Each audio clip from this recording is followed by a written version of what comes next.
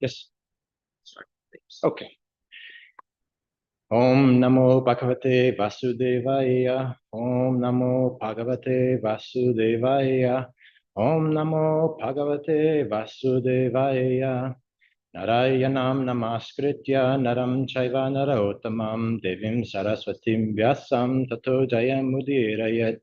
Shrinvatam Swakata Krishna Punya Shravana Kirtana Hiriyantastohya Bhadrani Vidhunuti Surit Satam Nashta Prayashiva Bhadreshu Nityam Bhagavata Sevaya Bhagavati Uttame Shloke Bhaktir Bhavati Naishtaki. Reading from Srimad Bhagavatam, Canto 4, Chapter 5, verses 19 through 21. Text 19. Chufata Shruva Hastasya Smashruni Bhagavan Papaha Rikor Lulunche Sadasi Yohasat Chmashru Darshayan. Translation by Srila Prabhupada. Srila Prabhupada Ki Jai. Virabhadra tore off the mustache of Brigu, who was offering the sacrificial oblations with his hands in the fire. Text 20. Pagasya netre pagavan patitasya rusa puvi ajahara sadasto kishna yashapantam asu sachat. Virabhadra immediately caught Paga, who had been moving his eyebrows during Brigu's cursing of Lord Shiva, and out of great anger thrust him to the ground and forcibly put out his eyes. Text 21. Ushno he apataya dantan kalingasya yata balha shapiyamane garimani yohasa darshayan dataha. Just as Baladev knocked out the teeth of Dantavarka, the king of Kalinga, during the gambling match at the marriage ceremony of Aniruddha, Virabhadra knocked out the teeth of both Daksha, who had shown them while cursing Lord Shiva, and Pusha, who by smiling sympathetically had also shown his teeth. Purport. Here a reference is made to the marriage of Aniruddha, a grandson of Lord Krishna's. He kidnapped the daughter of Dantavakra, and therefore he was arrested. Just as he was about to be punished for the kidnapping, the soldiers from Dvaraka arrived, headed by Balaram, and a fight ensued amongst the Kshatriyas. This sort of fight was very common, especially during marriage ceremonies when everyone was in a challenging spirit. In that challenging spirit, a fight was sure to occur, and in such fights, there was commonly killing and misfortune. After finishing such fighting, the parties would come to a compromise and everything would be settled. This Daksha Yagna was similar to such events. Now, all of them, Daksha and the demigods Paga, Pusha, and Brigumuni, were punished by the soldiers of Lord Shiva. But later, everything would come to a peaceful end. So the spirit of fighting between one another was not exactly inimical, because everyone was so powerful and wanted to show his strength by Vedic mantra or mystic power. All these fighting skills were very elaborately exhibited by the different parties at the Daksha Yagna. Namo Vishnu Padaya Krishna Preshtaya Bhutale Srimate Bhaktivedanta Swami Niti Namine Namaste Saraswate Devi Gauravani Pracharine Nirvishesha Shunyavadi Pasyatya Dejatarine Jai Shri Krishna Chaitanya Prabhu Nityananda Shri Vaita Gadadhara Shivasadi Gaura Bhakta Vrinda Hare Krishna Krishna Krishna Hare Hare Hare Rama Rama Rama Hare Hare. I seek blessings from all the assembled Vaishnavas. Thank you for giving me an opportunity to purify myself. Please forgive me for any shortcomings and interpretations of my own. Yes. Oh, yes, thank you. Very good. Okay, so we are dropped in the middle here of the story. We're kind of unfolding some of the behaviors that are being punished. So we'll step back into the details and catch us up here really quick. At this point, Lord Shiva has heard that Sati had given up her body and was due to Daksha's insults of her. So Lord Shiva then took a strand of black hair from his head. He threw it to the ground. Out of there sprouted a terrifying black demon. This demon was, of course, the personified anger of the Supreme Personality of Godhead. So then Shiva ordered the demon to kill Daksha and his associates at the sacrifice, with many of Lord Shiva's following suit, right? So Everybody's in the sacrificial arena, the brahmanas, the priests, daksha. They're all seeing these dangerous omens come around them, dust storms, clouds. They're noticing there's no wind, so they know something is happening here. This is when the followers of Lord Shiva start to surround the arena and begin to cause havoc, right? They're starting to break pots, they're terrorizing the women, they're trying to put out the sacrificial fires. At this point, Maniman, a follower of Shiva, arrested Bhrigu Muni, and Virabhadra arrested Daksha. Okay, so stones started showering down on everybody. Everybody's getting terrified. They're all running to various corners, scattering for their lives. And so now we come to text 19, text 20. They explain that Virabhadra, the demon, so he tore the mustache off of Bhrigu Muni as a punishment. He was in the middle of an offering, took his eyes, yes. Then he knocks the teeth out of Daksha and Pusha. And why did he do this? It says that Daksha bared his teeth while he was cursing Lord Shiva, right? Bared his teeth. And then Pusha, out of sympathy, he smiled along while the curse was being conducted at Lord Shiva, also showing his teeth, which also led to him losing the privilege of keeping his teeth. And we'll even see this later in chapter 7 when it describes how Pusha became dependent on his devotees to chew food for them, yes?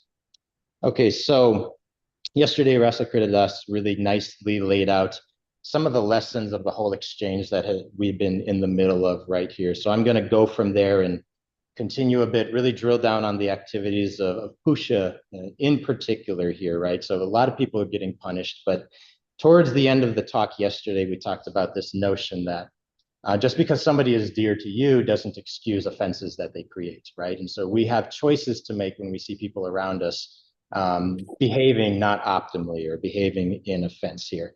And that's what happened right here in this story with Pusha. So I think we've all been in situations similarly where people we care about aren't behaving properly. Yes, and so we know how we've reacted in those situations. Usually if they're not behaving properly towards us, it's a much clearer cut picture, right? Maybe we get angry.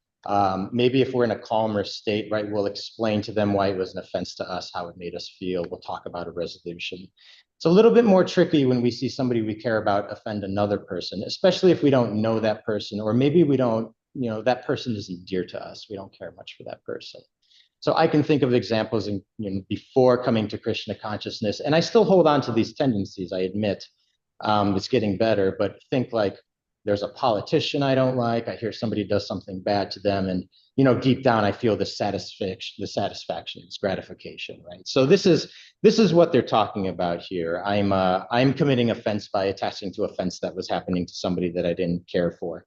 So my conditioned mind, it likes it when that happens to somebody that I don't like. And these are the things that we're trying to calm down through the process of bhakti. So this isn't good in any situation. And here we have a really grave situation because it just happened that, the person that was dear to Pusha was committing a sin against Lord Shiva, a great devotee of Krishna. So, in these cases, our intelligence should really help us discern offenses like this. But of course, our minds get lost. Clouded intelligence, it's a common theme in our lives. It fades over time with Krishna consciousness, but when it's strong, it leads us to make bad decisions that, we don't know are happening in the moment, right? So, if you put a lot of cake in front of me, my intelligence knows what it does to my body. It knows what it does to my energy, right? And if it does it to my energy, it hurts my ability to do devotion, of course. So my intelligence knows all this all the time, but the cake still looks really good when it's sitting in front of me, right? That's the power of the mind that we're trying to back down from here. So, it's really difficult to do this. Pusha knew it was bad in the time, but because of favoritism, he couldn't help himself and he paid for it. So what does Pusha need to learn in this situation? What do we need to learn?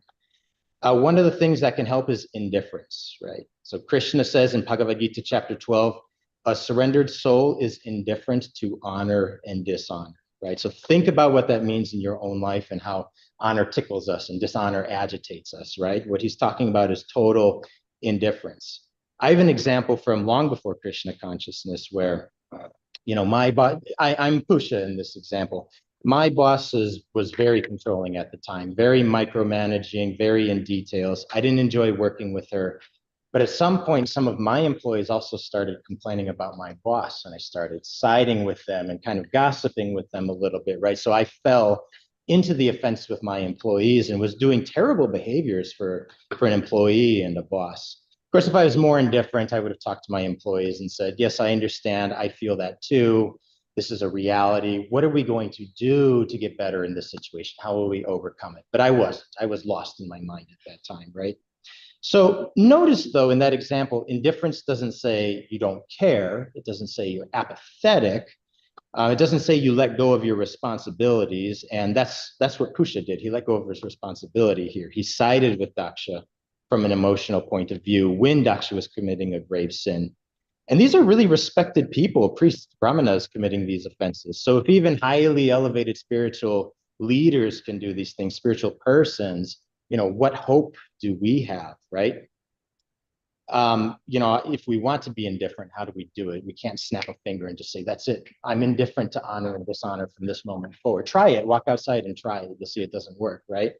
But the answer comes throughout, for instance, here in Srimad Bhagavatam, this is Canto 1, Chapter 2, Text 7. Vasudeva Bhagavati Bhakti Yoga Prayojitaha Janayati Yashu Varagyam Yanam Chayad Ahaitukam.